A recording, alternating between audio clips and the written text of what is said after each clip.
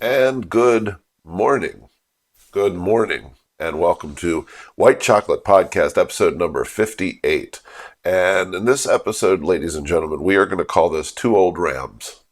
This is Two Old Rams because both of us went to Shepherd College. That's my son Logan across from me. Hello. Looks a little bit like a cross between Grizzly Adams and Johnny Cash. Thanks for that. But we are going to do episode 58. This has been a very busy week. Sir William had practices and games with his kiddos, and we were off school Monday. It was just a very busy week again. So we are taking advantage of the fact that I'm off on Friday. We're filming this actually on the day of release in the morning before my son's schedule gets too busy, but we wanted to put something out for you this week, so we'll catch up a little bit. We're going to do 3 segments today, Logan. That's 1, 2, and the last one.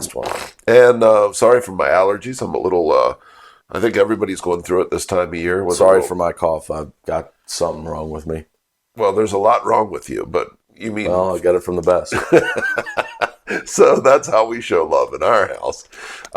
In any case, episode 58, we're using a different mic system and back to a different recording. So hopefully it sounds and looks adequate for you. And if not, just skip to next week. We'll see you later. All right.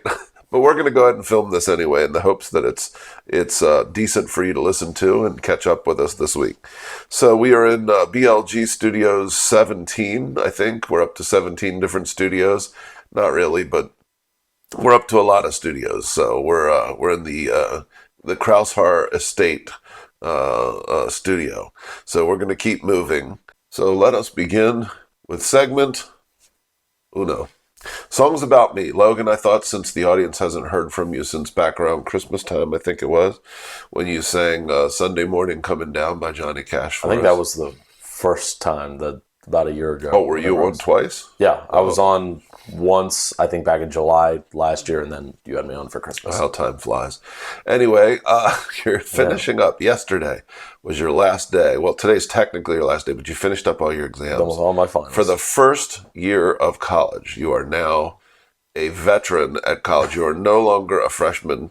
You are a rising sophomore, just awaiting that day in August when you can get back to work. Yeah, so excited. I'm going to relish in these next 4 months. Thank you. I let it go by as slowly as possible. Let it go.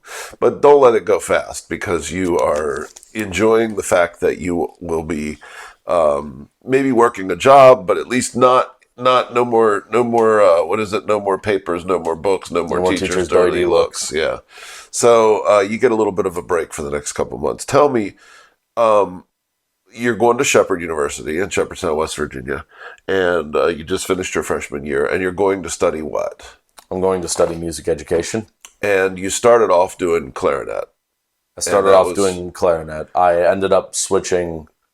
So all music majors, whether you're education, performance, composition, as a music major, you're required to register with what's called a primary instrument. When you audition for the music school, separate from your application to the college, you audition on what will be your primary instrument. Right. In my case, I auditioned on clarinet, but I ended up switching that to voice. Yeah, and to be fair, you said it best when you talked to Mom and I about it. You said, when I was in 4th grade or 6th grade when you started band, you and Mom picked my instrument because you didn't really have a preference. And I picked clarinet because clarinet's pretty versatile to switch to a lot of other instruments. So I thought, for those music geeks that are out there, the clarinet fingerings for the low register are the same as bassoon and some other double reeds. Yeah. And the upper register of the clarinet fingerings are the same as saxophone and a lot of other and flute. So the idea that clarinet is a great instrument to start on, it's a little free lesson for any of you out there with kids, because it kind of lends itself to being able to be transitioned. Also, the embouchure, the mouth placement and strength that you need to play clarinet well is stronger than, say, saxophone. So it teaches you the best discipline in the beginning. So we picked that one for you, and you came to us and said, hey, I never picked this. No offense, but I like singing more. I think I want to be a voice major. And in fact, you did it in a pretty, let's say, uncompromising way. You came home and said, I've already done it. I don't want to talk about it. It's done. I've handled it. Don't worry. I'm changing to be a voice major. And Mom and I were like, oh, I guess if it's done, it's done. Yeah. Well, it's that. Then there's no turning back. Yeah, so you jumped in with both feet, and it is your life, your education. So, Mom and I were actually very pleased that you did all the research, made the decision, contacted all the people you needed to. It was a great sign of your independence as you're growing up. So, kind of cool. How hard is it? Is it harder than you expected it would be? Is it like, how hard would you say your first year was going to classes, balancing all your time? You did marching band this year, which was a lot of time. How much time and how hard was it? How hard is the work? I'm doing more than I expected I would be as early on as I am. My first semester was fairly easy despite doing Ram Band. As far as the course load, I only had 15 credits, which for those who aren't familiar with the college credit system, 15 credits is your standard. 12 is your minimum that you can take while still being a full-time student. You're allowed to take up to 23, which is a lot. Yeah, it's a lot. I took 20 this and past to be clear, semester. the Rams are the mascot. So Ram Band is what they call marching band. So, yeah, don't ever do that Go again. Rams. Okay. And so how about the difficulty of the work? Rather than quantity, what about difficulty? Was it harder than you thought it was going to be? Was it not really that hard, just a lot to keep track of? Well, in regards to the first year overall. My first semester, I went in with no expectations. My second semester, I kind of had a better idea just because I had some continuing classes. Like I went from Theory 1 to Theory 2 or English 101 to English 102. Yeah. I will say English 102 substantially easier than English 101. Okay. And a lot of it can depend on the professor. Yeah, I personally enjoyed my professor much better this time around. He's much more chill. Also, English 102, there was a lot of a wider variety of different subjects that you could choose from. Each English 102 class had a main focus. Gotcha. The one I picked was centered around nostalgia and like cultural artifacts and like why things make just the concept of nostalgia. I'm always and what makes fond of nostalgia. Are we all? It just brings back great memories. Yeah. I've always been fascinated by it too, and it's something I've always wanted to learn more about. I just finished, I think it was yesterday or 2 days ago, my final. I had to write which I know is not a lot compared to what you had to do. I had to write the minimum was 9 pages, 9 to 11 page paper about I'll say this, something that's nostalgic to us. For undergrad work, 9 to 11 is a pretty good sized project. When you get into master's level or PhD level, which I've not done PhD, but I've done master's degree, the writing increases significantly. As a matter of fact, that's the old joke about PhD stands for pilot higher and deeper. Like it's just more and more and more and more and more. But yeah, 9 to 15 or 9 to 12, 9 to 11. That's nothing to sneeze at for an undergrad, especially in your freshman year. You're used to short answers and short essays in high school. Or essays, I have standard 2 or 3 paragraphs, but not, the standard essay length probably maybe 4 pages, at least what I'm used to. Right. So it is a big increase when you go like 9 pages. Oh my goodness, or 10 pages. When you get older in your education, you realize, a 10-pager or a 5-pager you can crank out in an evening. You just kind of get better at it as you do it. What was the hardest part, do you think? The hardest time management. Part? Okay. It's great answer. Just because I did more than going into it, the first couple weeks was pretty, as kind of bare in regards to, I only was doing my classes for the first couple weeks, and they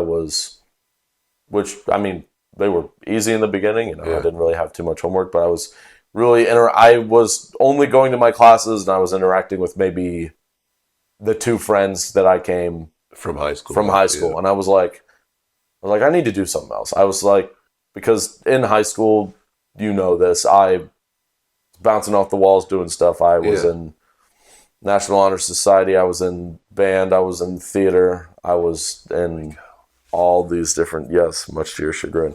Look at me. I was in all these different. I'll just talk to.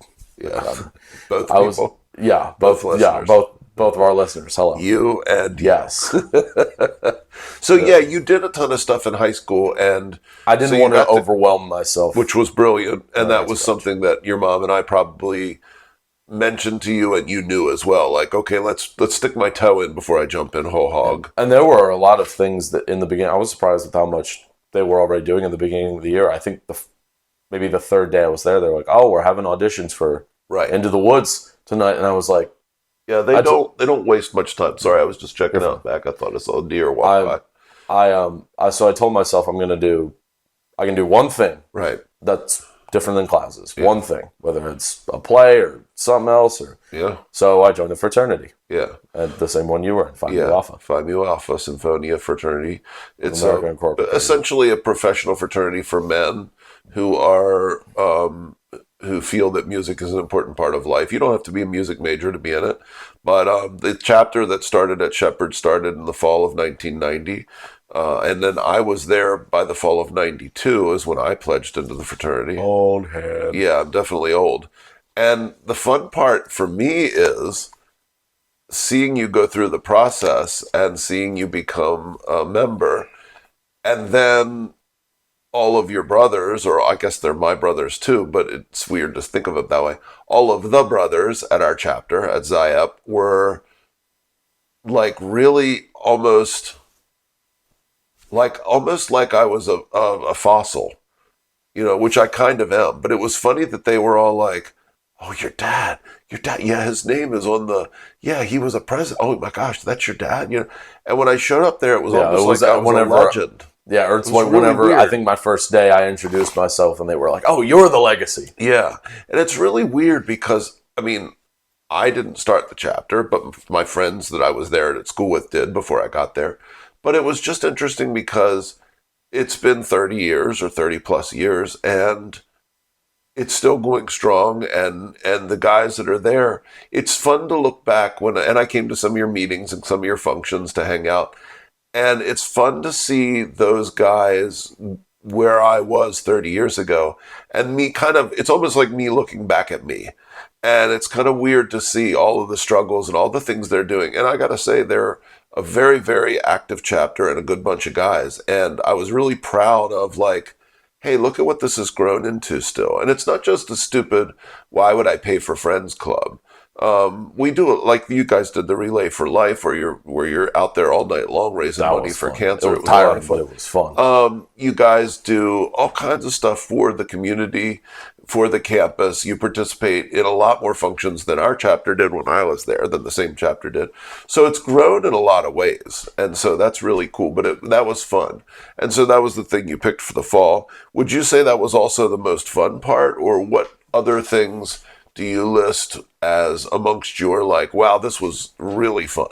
Like top three things that come to mind. Knowing the friends I came with from high school who I tried to rope into the fraternity, you can ask them, they tell you I would not shut up about the fraternity. Yeah. And it's not drinking, to be clear. Nothing like, okay, so you've been to a few parties, you've maybe had a drink here and there, but it's not about, we get drunk and we be stupid. It's literally the camaraderie, much of it dry. I've been told our process is we are the hardest fraternity to get into on campus in regards to we have the most extensive process, which is ironic considering we're the cheapest. Yeah, and also you have a purpose other than just social. It's centered around bringing music and enriching music in other people's lives.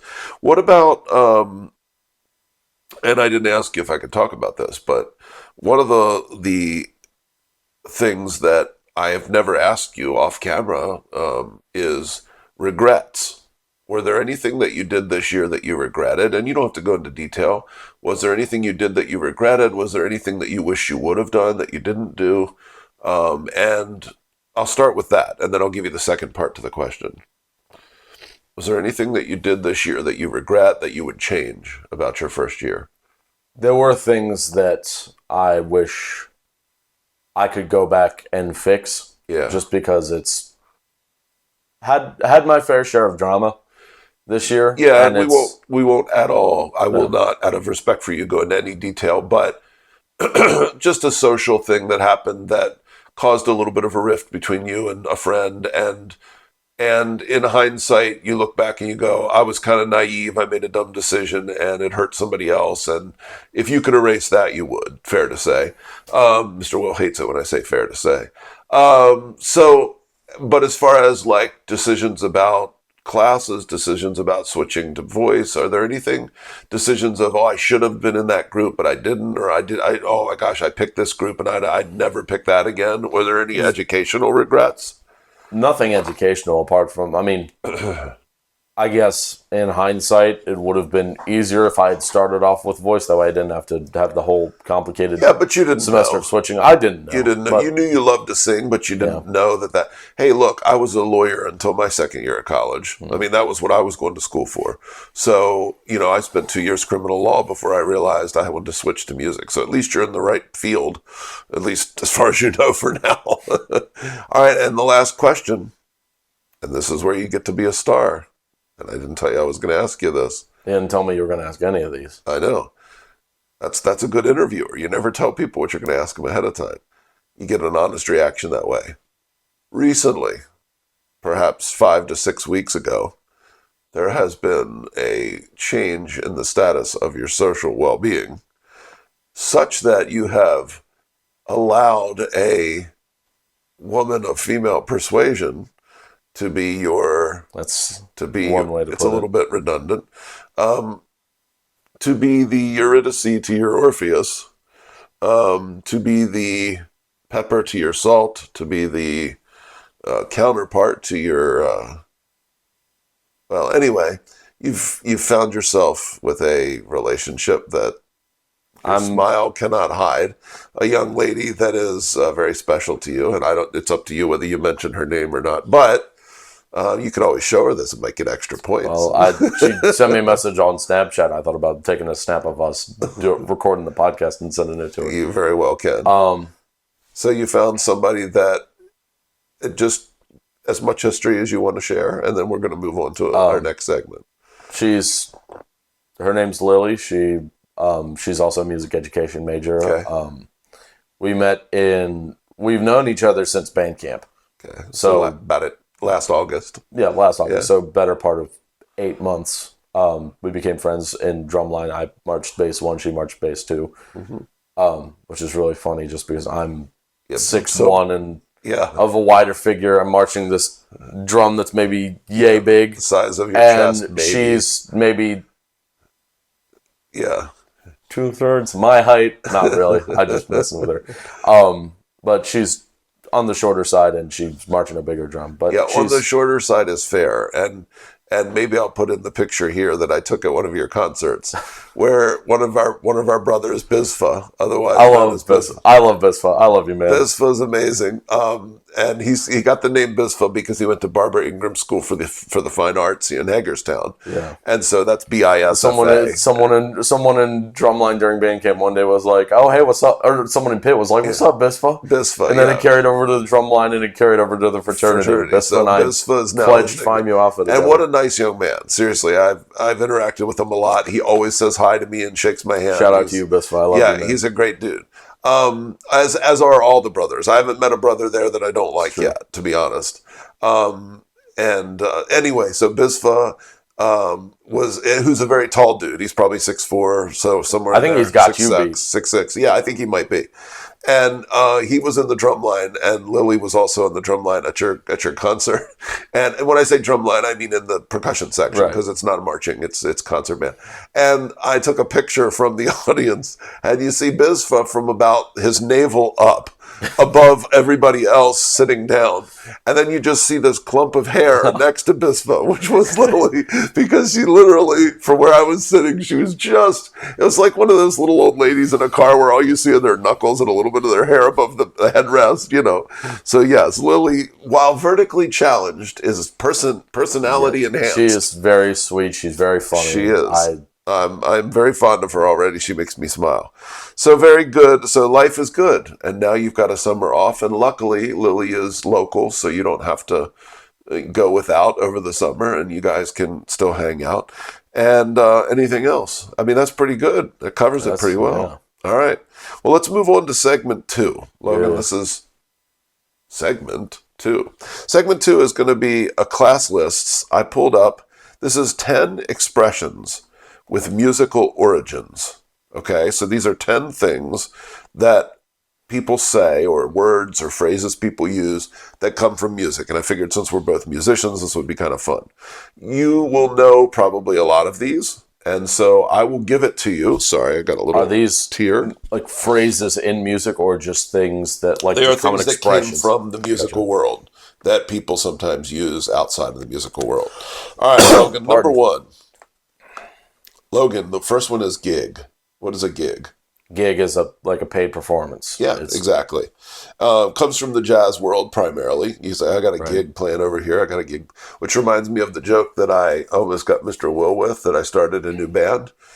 We named it 999 Megabytes, but so far we don't have a gig. All right, anyway. That's a good one. Thank you. So there are at least 3 other definitions for gigs, including a 2-wheeled carriage, a fast and narrow boat, and a fishing device similar to a harpoon. You can gig frogs, it's like a 3-pronged spear almost. But gig in most people's terminology, if you gig, it's, I got a gig. It means I have a paid job, just like you said. Right. How about schmaltz? Have you ever heard that phrase? What does schmaltz mean? Unless it's some old dead composer, I have no idea. Schmaltz, yes. Victor Schmaltz. No. Schmaltz is and I'm looking at this list for the first time too, so it's fun to see if I know these.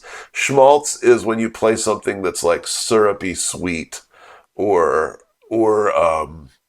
like ballad, like. Yeah, like over the top, emotionally, like dramatic, and like a love song, probably or something like orchestral stuff. Well, it can be, or jazz stuff. See, a lot of this comes from remember, these are musicals. These are more modern. Yeah, so picture a sappy soap opera that maybe turned it into somewhat of a guilty pleasure, or a throw pillow filled with flowers sewn by your grandma. It's like the word schmaltz, meaning something extremely sentimental or florid, could be used to describe those things. Okay, and it comes from the Yiddish word for clarified fat, a common ingredient in traditional Jewish cuisine. So schmaltz would be like the essence of the good, and it translates like the fat on a steak. Yeah, so it translates into music as when you play something schmaltzy, it's like old-timey 1920s. I think of it from jazz. Big bandy, people dancing in a ballroom, very formal and schmaltzy. So that's I shouldn't have mentioned steak. Now I'm actually I shouldn't have done this podcast on that. No, well, we did. We're doing it in the morning, so we're just lucky that you're awake. 4 after 10 in the morning, as right. Right now. All right, Logan, number 3 is toot your own horn. That comes from music. What does that mean in common language? To brag about yourself. Yeah, exactly. Pat yourself on the back. So toot your own horn is something that definitely people use. I don't mean to toot my own horn, but, All right, number 4, Logan, sorry. Far out. Far out comes from music. You know I guess that is... It's sort of a hippie term. Yeah, that's far out, dude. Yeah. It's I assume we're so similar. We both did the same impression and then said yeah right after it. It's almost like we're father and son. Yeah, go ahead. Almost. I guess I don't know if it has anything to do with the quality of the music. If it's just supposed to. I mean, I don't know how music can sound far out, or unless they're talking about. Unless it has something to do with like crowds. Like you get a big crowd, like it goes pretty far out. Yeah, that's true. That's a good literal interpretation. In this case, it literally just means something groundbreaking and new. So when somebody would come up with a new sound, or, like Jimi Hendrix comes to mind with the new distorted guitar sound, people are like, that's far out, man. Was that Jimi Hendrix that did like the over the back guitar playing? Hendrix did a lot of everything. Yeah, I think he did that. There's a famous poster of him with flames coming off of a guitar, like he's summoning flames. I think he probably played behind his head. There were a lot of players that did that as a sort of a bar trick, of lack of any better terms. It was, I get a bar trick because guitar. Yeah, that's true. Yeah, bar chord, bar trick. So anyway, far out. All right, here we go. Number 5, fit as a fiddle. You ever heard that expression? I have heard that expression. And what does it mean? Hot minute. It's fine. Yeah, everybody it's just fine. in Like good fit as a health. fiddle. Yeah. Usually it's used. Yep. Yeah. The baby. How's the baby? Fit as a fiddle. So this knows that a fiddle is another word for a violin. But what does it have to do? I've actually learned that a fiddle and from Lily, I was corrected the other day. Apparently, there is a difference between a fiddle and a violin. It has to do with I think the shape of the neck, or it's like I don't know if it's the length of the neck or the width of the interior, but they are made differently. I didn't know that either until she pointed that out. Don't look at me. I've always thought they're the same. I always thought they were the same too. Yeah. So I don't know.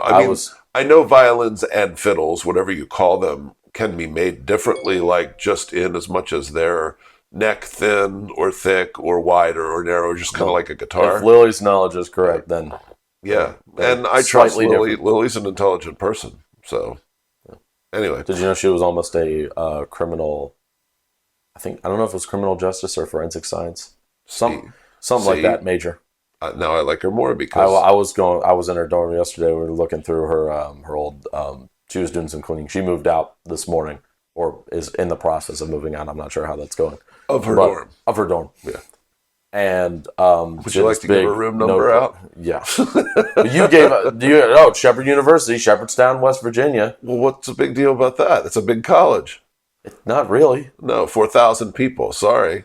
Not even that. More like all right. Two and are we gonna argue for the rest of the podcast? Maybe. Okay. I don't know. If you're sensitive to violence, trigger warning. You know what? If you're sensitive to violence, both of you. You and you. I'll edit out Shepherd University.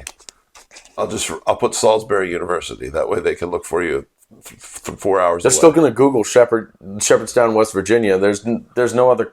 It's named after the town. You can only be. What are you afraid of? You like fame?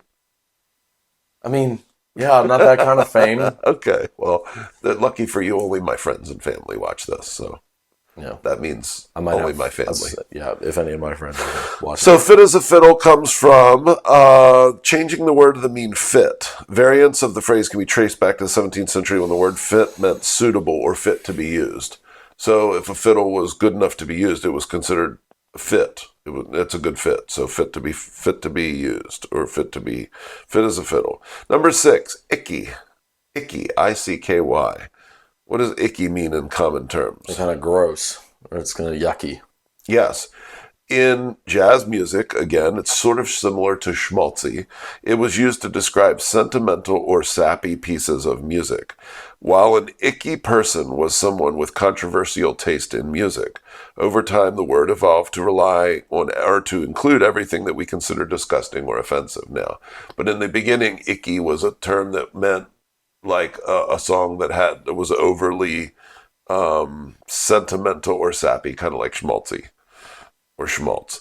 7, another musical phrase that we use in everyday world. It takes 2 to tango. Have you ever heard that phrase? I have. Expression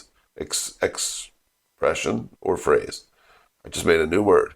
That's why you don't do podcasts at 10 in the morning. That's right. What does it mean if it takes 2 to tango? When would you use that in real life? It's kind of used as like in a fighting sense, or it's like it takes 2 to tango. It's like it takes 2 people to. Yeah, exactly. Like if somebody, in a couple, or somebody wants to blame a young couple, it's like, when they decide that they have a baby, and you go, well, it takes 2 to tango. In other words, it wasn't like they weren't both involved in the process.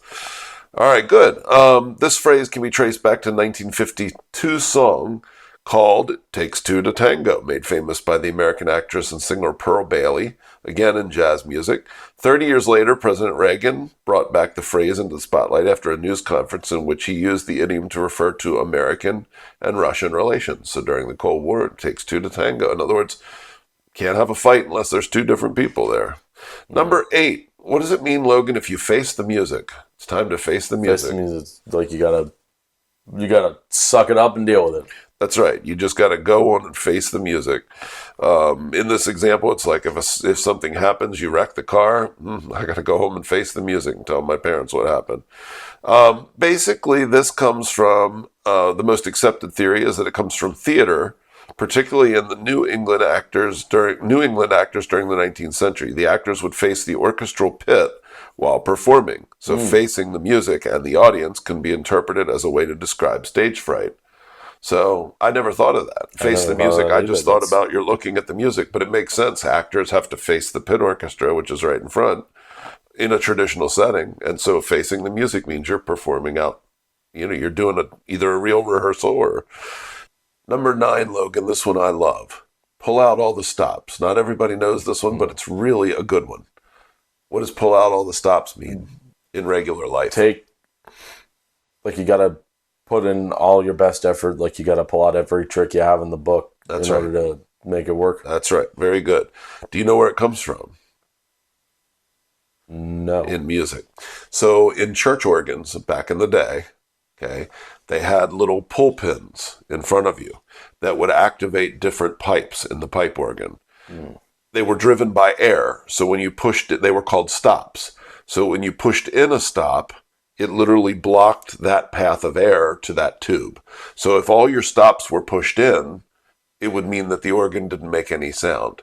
When you pull out the stops, that would allow more air to go in more pipes. So if you pull out all the stops, it meant the organ was playing at full volume, full frequency. It was giving everything it could give. Isn't that a cool one? That is cool. That is very cool. Grandmom and Granddad, when I was little, had a Hammond, I think it was Hammond, 2 level organ. And it had sliders that were basically an equivalent of what a stop would have been on a pipe organ. And you could hold a note down. You would have loved playing with it. You could hold a key down, and then you could pull the stops out. And if the stops were, it was almost like an equalizer. If you pulled stops on the left side, you'd get more low pitches and different frequencies and overtones. And if you pulled the high ones out, you'd get more high overtones. That was something there's in I believe it was the old band room, now the choir room. Yeah, they had that big organ on wheels. Not the wooden one. There's actually there's a very old vintage, I think it's like a beige-ish kind of color. And it's actually, it's like a push organ. It has the wooden pedals. The pump it's organ. A pump organ. Your grandmother Schaefer, grandmom. I was going to say, and it actually works. You go in there, you pump it, and you're able to Grandmom Schaefer, I think it was at Grandmom Schaefer's house that had one. I remember when I was really little. Grandmom will be able to clear only one this level. up I don't know if when she watches this. But it had pieces maybe 10 inches square. Yep, it is. And you just did a treadle and you'd pump back and forth. And then you could play. When Grandmom watches this podcast, she's going to have to remind me where that was. Because I got to play on one of those when I was a little kid. That was somewhere, but I forget where. Yeah, it's kind of cool when you find an old instrument like that. We're geeks. We should move on. We're embarrassing ourselves. And the last one, Logan, square. What does it mean if something or someone is square? Like you're a loser. Yeah, don't be a square, man. I think I might have told you this before, but someone told me they'd finally realized, they were like, I finally know what the phrase "be there or be square." Yeah. Because if you're a square, then you're not around. Yeah. Jeez, that's bad. It's like be there, be square. If you're not around, I was all ready to agree with you because, it means, hey, if you're not there, you're not cool. But I get it. You're not around if you're... Okay, that's square. Who said that? You need to cut that friend out of your friends list. Matthew. Matthew, the one in Shaw? Yeah. Okay, I got you. From high school. That's pretty smart, actually. That's pretty cute. Good for him. He was like, "Oh my gosh, I just like." That's not what it. Well, I don't think. I think someone probably told him, and I think it was like, "I just learned what this means." That's funny. Yeah. So but in the old days, a square started all the way back in the 30s as a derogatory term for somebody that didn't like jazz music. So it came from that whole world of if you didn't like jazz music or you don't be a square man. I think of it more in the 60s for people that didn't do drugs. It's like, oh, we're going to smoke pot, don't be a square. But I mean, I wasn't alive in the 60s, but I always think about that. I feel like I've heard that was the term then too. If you were somebody like a stick in the mud that didn't want to go do things. There was one of my favorite Office moments was any of you Office fans out there. I think it was near the end of the show when Angela was visibly upset about something and Dwight's kind of there just kind of comforting her and she's just crying and she's like, "Man, this whole thing is stupid." And Dwight's not. "This isn't stupid. Jazz is stupid." And she's like, "Jazz is stupid. Let me just play the right notes." And Yeah, so that was it. And in 1986, there was actually a cool song by Huey Lewis and the News called "It's Hip to Be Square." So he was turning it around like, no, it's cool to be a square. So that was a good one. Well, Logan, that's our 10 musical phrases, or 10 phrases we use in everyday language that come from music. And now, the moment that nobody's been waiting for, the last segment. All right, here we go. I thought it was the last one. We decided that, what did I say? You said the last segment. Oh, it is the last one. Yeah, the last one. It's definitely not segment 3. It's just the last one. Yeah.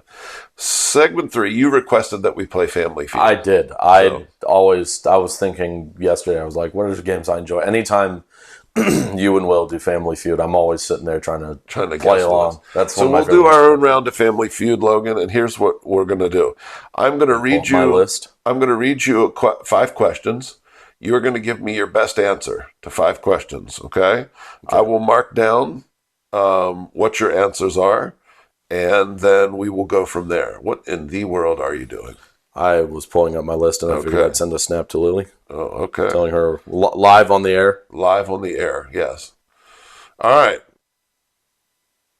Would you care to FaceTime her? Does she not want to? Do you think she'd want to be live? She's probably moving out. She's probably moving out. Yeah. That's why I just sent her this. Right. But I'll pull up my notes app. So here we go. I'm going to give you 5 questions. You're going to give me your best answer. Locked on in. your mark, get set. Name some. Oh, by the way, audience, our goal is to get to 200. Our goal is to get to 200. So I'm going to give Logan 5. He's going to give me 5. We're going to add them up, and we're going to hopefully get to 200. And if we do, we win a car and some money. You can have the car. I'll keep the money. Here we go. Number 1. Name something kids are taught about Abraham Lincoln. He was killed. Okay. Number 2. Name a vehicle that would also be a kid's toy. A Jeep.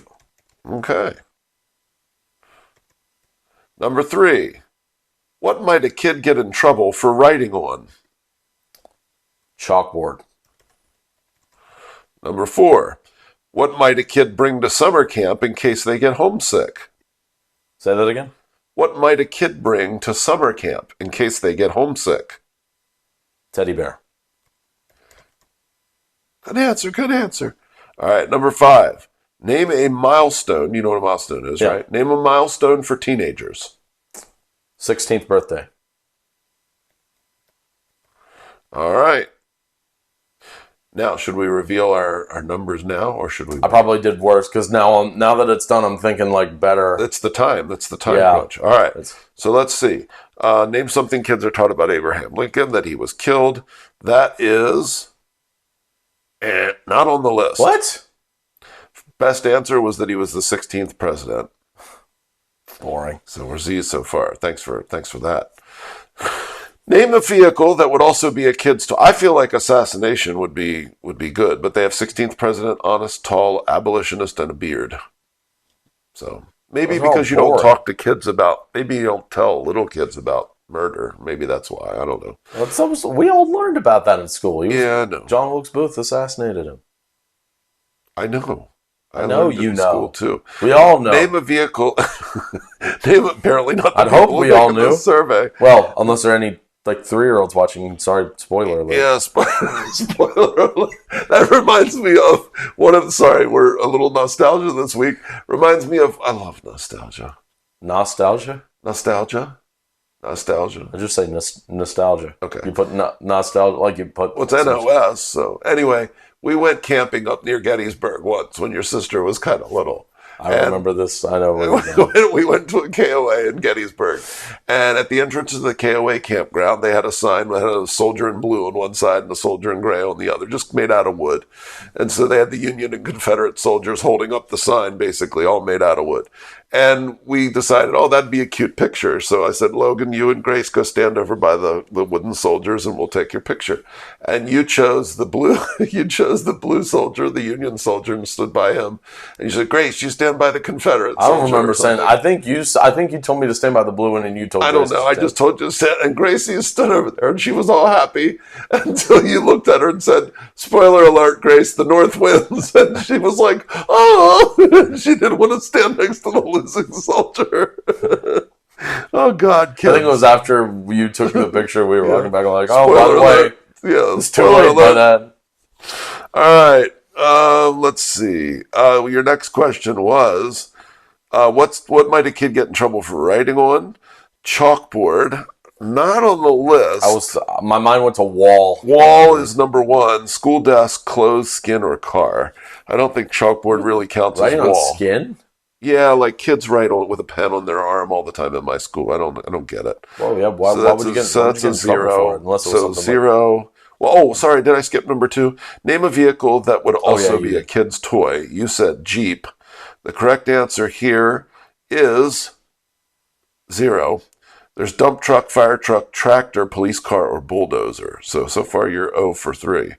Number 4. Not looking good. No, it's not looking good, Beef. What might a kid bring to summer camp in case they get homesick? You said teddy bear. That is the number 2 answer worth 28 points.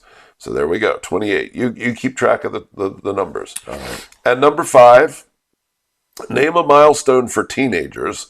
You said turning 16. That is not on the list. Driver's license, the number 1 answer. Yeah, my mind went to that one after. Graduation, number 2. First date or kiss, prom, and college. So right now we're looking at a total score of 28. And I'm going to have a lot of work to do. So please be giving me your questions. All right. I'm going to get all number 1 answers. Mm-hmm. Question number 1. Name something people might only do once a week. Change their No, I'm just kidding. Shave. You know from experience? All right. Oh, I thought of a better answer. Should I change it so we can win? Mr. Will would never let me twitch. If you want to. Take out the garbage. Okay. Name something you do right before you go to bed. Brush my teeth. I'm doing it slower because it's on my phone. Name something you find on a table at a restaurant. Utensils. Name a favorite dessert of children. Or Ice cream. Also Joe Biden. Or what, man? What? You ever seen interviews like they'll ask him like all these political questions while he's eating like children's like eating an ice cream cone or something. Like, what are you gonna do about Ukraine? Like, I don't know. Have some chocolate chip. All right, go ahead. Name a popular insurance product, like something they advertise insurance for. Life insurance. Is that what you mean? Yeah. Okay. That was 5, I think, right? Yeah. All right. I have to pull up the... You give me the numbers. I'll keep track. We've got 28 so far. Let's see if we can get to 200. Sorry, I hit my microphone. I probably should have marked the numbers. Name something people might only do once a week. Yep. You said garbage. Yep. That is... not on the list. Stupid list. Number 1 answer was, this gives you a top 5. Number 1 was laundry. Okay. Like grocery shop, exercise, go to church, mow the lawn. Okay, that's fine. Give me a number 2. Oh, mow the lawn's a good one. Yeah. All right. And something you do right before you go to bed, you said brush your teeth. That is the number 2 answer. Okay. At 24. Okay. The number 1 answer was shower or bath. Okay. And then below that, I shower or bath earlier in the evening. So I'm too tired to shower right before bed. By the time it gets to be that late, I'm tired. And then we're up to 52. What's next? Name something on a table at a restaurant. You said utensils. They say silverware. That's fine. That's the number 3 answer. 17 points. Okay, we're up to 69. Above that were glasses. Above that were glasses at 2, and then number 1 was menu. Oh, that's good. Menu. Name. This was. I'm kind of jumping around because there was. Name a popular insurance product. You said life. That was the number 3 answer with 22 points. Okay. Number 1 answer was car. Okay, we're up to 91. I don't think we're going to make it unless 109 people said. Out of 100 people surveyed, 109 of them have to say that. All right. And the last one I think was something about desserts, right? Yes. Name a child's favorite dessert of name a favorite dessert of children. Ice cream. Number 1 answer. Okay. We're still not going to have enough, but that's okay. 50 points. 50 points. 50 people. So we ended up with 141. No car, no money. We're terrible. We should retire now. Yeah, that's my favorite. Except for we're not going to retire now. We're going to do one more round to see if we can win on the second round. So if you're ready, I will give you my 5 questions. All right. You ready? Number 1. Name something kids promise their parents they'll do if they're allowed to borrow the car. Their homework. Okay.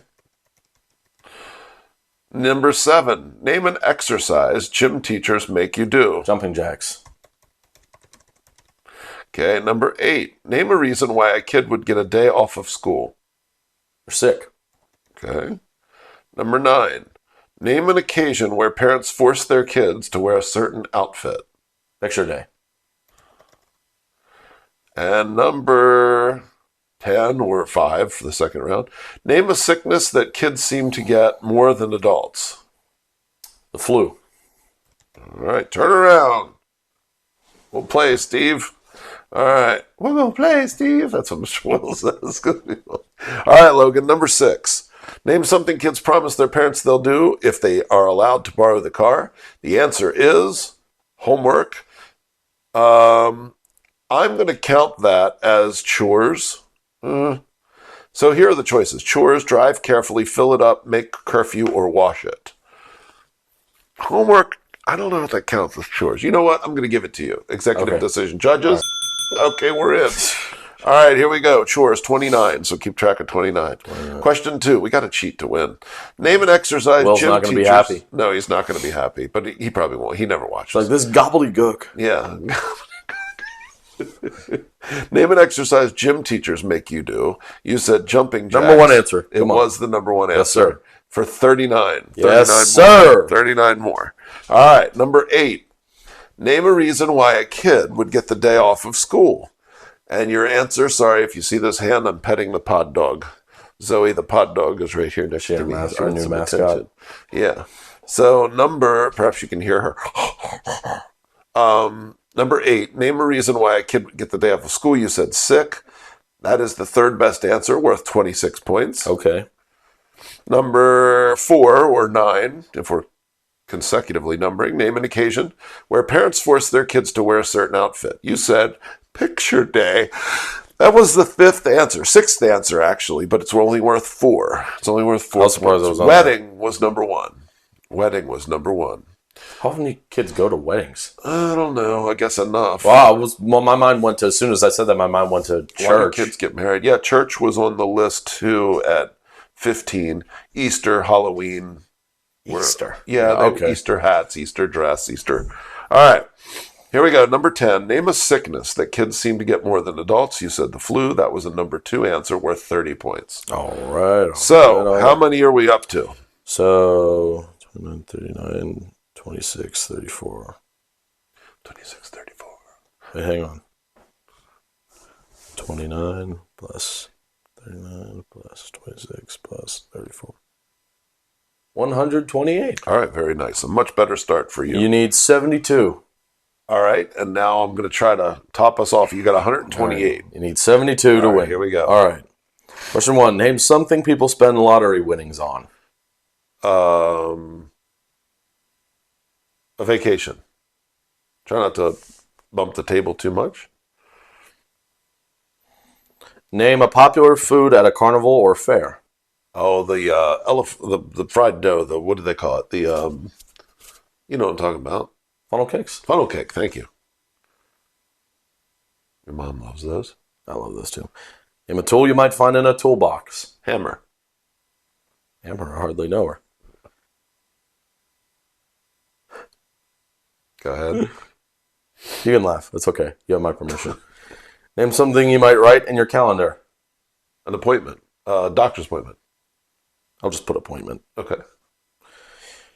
Last one. Name a Halloween costume that could also be a real job. A trash collector. I should have picked doctor. All right. Let's see how we do. Name something people spend lottery winnings on. You said vacation. A survey says number 4 answer. At 19. Oh, that's not bad, though. Car was the number 1 answer. Okay. We're up to 147. All right. You must want a lot of money if they're buying a car with it. Name a popular food at the carnival or fair. You said funnel cakes. Yep. Once again, number 4 answer. At 17, cotton candy was the number 1 answer. That makes sense. We're up to 164. Yes. With 3 questions to go. Yes. Name a tool you might find in a toolbox. You said hammer. Got to be number 1. Not on the list. No, you're lying. Yeah, you're right. I'm lying. Number 1 answer. Okay. 27. All right.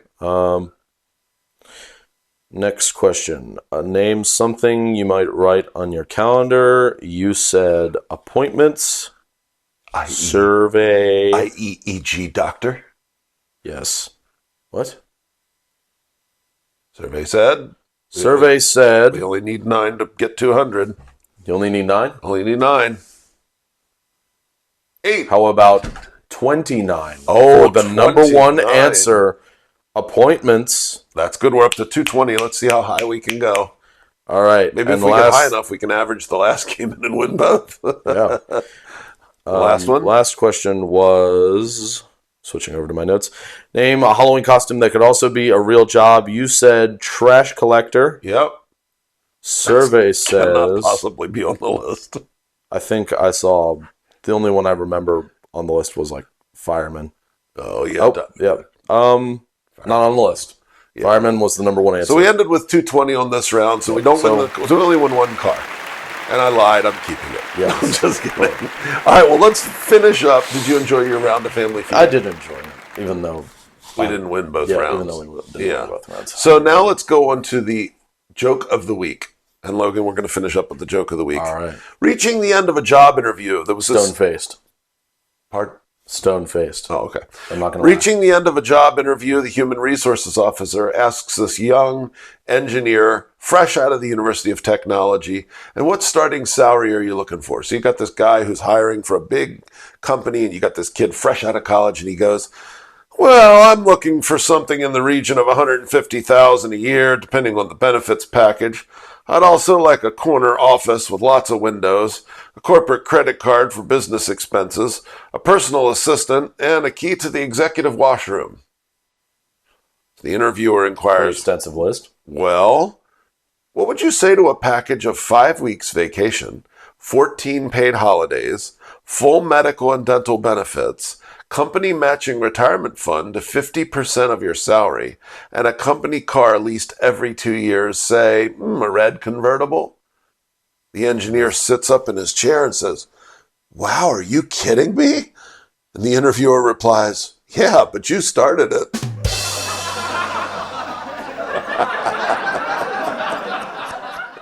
So, I mean, when you go into a job, you got to be humble. Don't ask for the moon. Yeah. Just be happy you're getting an offer. So, Logan, that is the end of episode 58. All right. Thank you for sitting in for Mr. Will this week while he was for having me. Miraculously busy. Logan, I got some recent pictures of our new building this morning from the chorus teacher at my school. What percentage of... Oh, he sent me a nice video. Maybe I'll put it in here. It's a little video of my room in the new building. It's absolutely gorgeous. They actually put in, Logan, Winger brand practice rooms like the ones that Shepherd has, where they have... Like the padded... Yes, like it looks like, and they have a control. Yes, and it looks like they have the control panel, which can simulate the different echoes, like the ones at Shepherd. Those are like the ones in... You're thinking of the vault. I'm thinking of the ones to the left as you come in the main entrance in the back. Yep, yeah. That's the vault. Those are the quiet, even quieter. Yeah, soundproof. That's unbelievable. I can't believe it. So anyway, and my room is. I'm literally excited. So anyway, folks, when we get in the new building, I'll be sure to take some pictures and share with you the before and the after, the room that I'm in now and the room that I'm moving into this fall, hopefully. But for now, that'll have to do. Episode number 58, called Two Old Rams, or at least one old ram and a young buck. Maybe we should have called it that. But anyway, ladies. It's too late now. It's already been posted. That's a good point. Susan Austin's already sitting there going like, oh, Susan Austin. She's going to love that you brought that up. Here we go, everybody. Let's get out there and ring the bell and, do all that stuff. We love bringing these to you. So thank you for listening. Have a great week. Bye-bye.